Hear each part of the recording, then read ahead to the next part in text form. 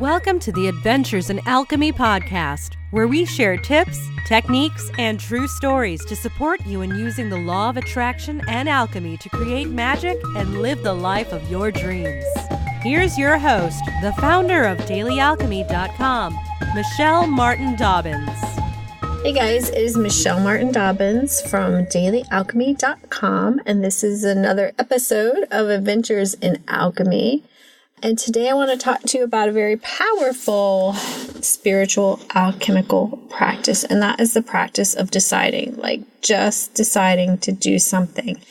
And I know a lot of times we dream of doing something and we want to do something and we hope to do something and we don't make the move and things don't change. And sometimes you just have to decide that you're going to do it.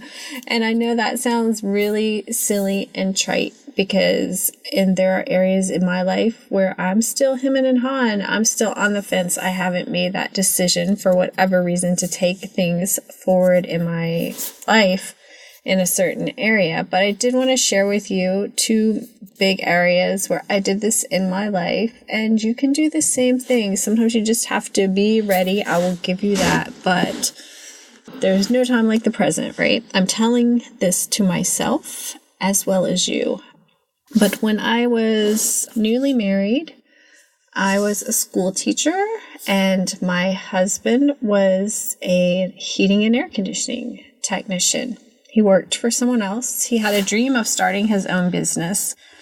And when we decided to have our first child, I did not want to continue working as a teacher. I wanted to be with my child. I did not want to put her in daycare. And at that time, our combined income was definitely necessary to pay all of our bills. And we didn't really know that much about starting a business other than my husband had worked in the industry for a long time. But I just decided, if I'm going to have a child, I'm going to stay home and work, from home. So we had to have a way to generate an income. So the first thing that we did was we just, we went through those actual action steps of starting a business. Then I gave my notice, and the funny thing was, as soon as I gave my notice, then I got pregnant. Actually, I gave my notice because I was planning on getting pregnant, but I gave my notice that I was not coming back the next school year. And we just did it with no savings, with very little knowledge, with not really a long-term plan, but here we are still doing the same kind of business many years later. A different business in a different town, but it's still the same kind of thing. We just decided that we were going to do it and we were going to make it work. And it did, because we didn't give ourselves any other options. He quit his job. I quit my job. We did have the business in place and up and running a little bit before we ran that. But we did really jump out on some limbs and run. Back in the day, it was not Facebook. Phone book ads. Now, nobody does that anymore, hardly. But phone book ads that we definitely could not afford unless they worked. And so we were very lucky and fortunate that we did. But I think it was much more than luck, because I spent a lot of time. Obviously, we spent a lot of time in the business, but I spent a lot of time every day on that mindset, on following through with my decision and seeing things working out and just believing that they were going to, and walking around as if it was a done deal. And I know places in my life right now where if I did that, I would be successful. And you know what's holding me back? Fear. So if you are holding back from deciding something, it may be a fear thing. And just keep telling that story of yourself being in that place and creating what you want to create without worrying too much about the how. The how really was the easy part of it. It may seem overwhelming, all the steps to creating a business or, starting a new relationship or whatever it is that you want to do. But the how is actually the easy part, because once you line up your brain, everything else, and I guess I shouldn't say brain, maybe your spirit, your soul, when you're all in alignment that this is what you're doing and you've decided to go all in, even though you might still be a little bit afraid, the how just, it comes. Just, I like, and I'm going to probably butcher, but, Martin Luther King Jr. had a quote that, like, you don't have to see the full staircase to take the first step. And that's kind of what you do when you just decide that you're going to do something. You decide, and then you take the first step, and then you take the next step, and then you take the next step, and then you take the next step. And that's something you can do, anybody can do. When you put alchemy in the mix and you spend time doing practices that support your decision, I feel like it's even easier. It's like the energy of the universe steps in to support you. And so what did I do? What were the steps that I did back then? The steps I did were, I had a vision board that I looked at every day. I meditated every day. I would also journal and write out affirmations quite often. I don't know that I did that every day, but those were like my 3 biggest practices. And just every time the fear came up, I would pick up my book and look at the pictures that I had put in there, my vision board of, this is going to happen. And it sounds really easy, but it's just a practice that you do every day. But the biggest thing, I think, is the decision. For me, another big decision for me was I had always wanted to travel outside the U.S. And I know I talk about this all the time. And I think it's a small thing for a lot of people, but for me, it was a big deal, just as something that our family did not do when I was growing up. We didn't go on really very many family vacations at all, and usually we did not go far from home. Like the beach was a big deal. So for me, even when I expanded out going to Disneyland and Disney World in Las Vegas, actually I didn't go to Disneyland until much later, but that's in California and I'm in South Carolina. But that was kind of a big deal, but it was like I want to see the world. I want my kids to see the world. I want them to learn and experience different cultures and have respect for different cultures.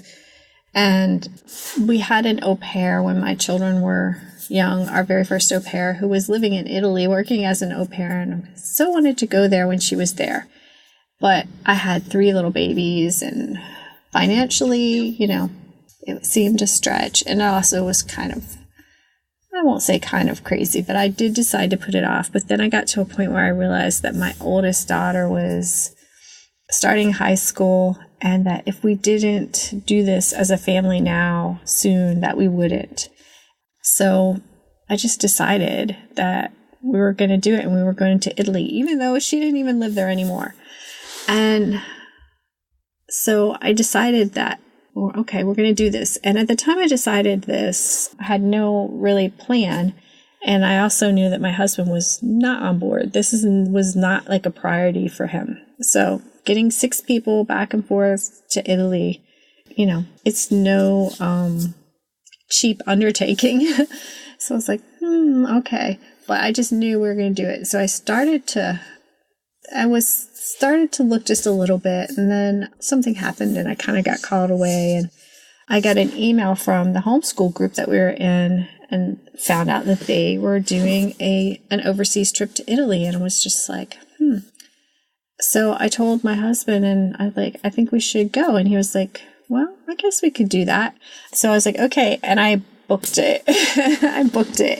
Did we have money in our budget for it? No. But I booked it, and, the money came, and it all worked out. And it was almost like whenever that opportunity came for us to book that trip to Italy, that, it just appeared a great way for us to go through the homeschool group. And the funny thing was, Italy wasn't our first out-of-country expedition. Actually, we did do a cruise and went to the Bahamas before that, but my children had never been on an airplane. So we decided to take a short airplane trip and ended up going to Cancun and spending a week in Mexico before we went to Italy. And I think all of that happened just because I decided it was going to happen. And so since then, we've had 1 or 2 trips outside the country every year. And it just became the new norm. And I think when you decide to do something and you put yourself out there, those things that are so far out your comfort zone.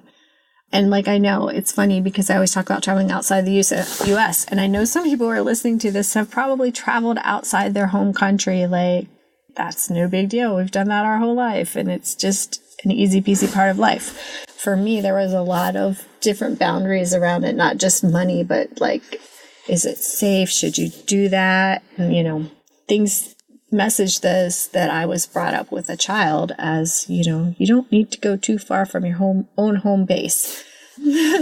Rules that I did not like to follow, but that still were ingrained in my head. But once you start making these decisions that you're going to do that you're going to go ahead and cross a boundary, you're going to move away from where you grew up, or you're going to do your relationships or your parenting style differently than you were raised with, or, you're going to start your own business. All of these things that you do that like everybody's like, oh, well, we hope you're successful, or we hope that works out for you, in your circle. But then you always have to remember there's a wider circle out there, and there are people for whom this is like so easy. And once you cross that threshold and you decide to do it and you start making baby steps, like the first time you do it, it might be scary and overwhelming. And the second time, it still might be a little bit out there. But as you grow and grow and grow, it becomes your new comfort zone. And then you get to start stretching outside that comfort zone, which is where I'm sitting right now, sitting with a decision going, do I really want to step out and do this? But obviously I do, right? Or it wouldn't be on my mind. And so obviously, if you have something that you would like to do and you're like, I don't know how I'm going to do it. I don't know if I can do it. I don't know if it's a good idea, but like your heart is like, this is my new next adventure. Then just decide. Just decide to do it, and then take that first step and take that next step. And as you're taking the practical steps, don't forget the spiritual steps, the alchemical steps of supporting yourself with your favorite practices, with your favorite kinds of meditation and visualization. There are so many fun ways out there to do that, to step up and support yourself from a metaphysical perspective. And oftentimes in my life, when I've metaphysically behind that curtain, and I recently read in a book, like, what happens behind the curtain of the physical in your brain is, not necessarily, I keep wanting to say brain, but not brain, but in the spiritual realm. Once that part is taken care of, the physical just rushes in so fast to change. And I've seen that time and time again in my life. And, these are two somewhat big examples, but just even on a daily basis, whenever I know that this, whenever I decide that something is going to happen and I can feel it in my spirit, in like the metaphysical, that it is already happened, then it happens so fast in the physical realm. I know when I decided to take that trip, before I even got to really research, I got the email saying, hey, we're doing a trip to Italy. I had to take a little bit longer on the process of deciding to start a business and work from home. Me, anyway. My husband had to go out into the field, but I got to stay home and have my daughter with me as I answered phones for him and did different things in the office on the computer. But once we made those decisions and took the actions, I just really think that the thing that made us successful was making the decision, but also backing it up with the metaphysical actions. I don't know. A lot of people I've heard say that you don't have to take physical action. And I think in some cases that's true, that they can just do the metaphysical and things will happen. But I think in 99% of cases that taking physical action is kind of like a backup. It's like putting your money where your mouth is, basically, and the universe knows you're serious. So it keeps you in alignment to your goal. So I feel like the physical action in most cases is definitely necessary. And can you do things without the metaphysical part? Honestly, yeah, you can do it without consciously having that. But I think a lot of people who are successful and do things with ease have already kind of aligned their self spiritually to do it without even necessarily knowing they're doing it. And I just find it's harder. The more you line up your beliefs and the more you practice imagining and being where you already want to be, it's just easier to step into it actually happening. So that's my take. What are you going to decide to do today? I would love to hear about it. You can reach me at dailyalchemy.com. From there, you can find links to Facebook, Twitter, YouTube, all those good places. And there's even a little envelope icon there that you can click and shoot me an email. So decide to do something and let me know. I would love to hear about it. Have a wonderful day. Go out and create some magic in your world. Namaste and big hugs. Would you like some help creating more magic in your life? I've got a ton of freebies and goodies for you. They're all tucked away inside my magical freebie vault. You can get free access, though. You just have to go to www.dailyalchemy.com/magical-freebie-vault. Again, that's dailyalchemy.com/magical-freebie-vault. And when you get there, you can just plug in your name and email and you will get instant access to all kinds of goodies. There are daily and weekly manifesting planners, the How to Shift Your Vibe in 5 Minutes e-kit that has audios and a workbook. There are moon manifesting planners and daily love lists and money trackers and all kinds of goodies right there. I didn't want to make you have to go to a bunch of different pages and sites and wait for certain freebies to come out. So I just took all of my freebies and put them in one place where you could just sign up one time and download any of them that you want at any time that you needed. So you can just head on over to dailyalchemy.com/magical-freebie-vault and download them today. Have a magical day. Thanks for listening to the Adventures in Alchemy podcast. Connect with me on thedailyalchemy.com or Facebook at facebook.com/Michelle Dobbins, author. Join us next time for even more magical life tips.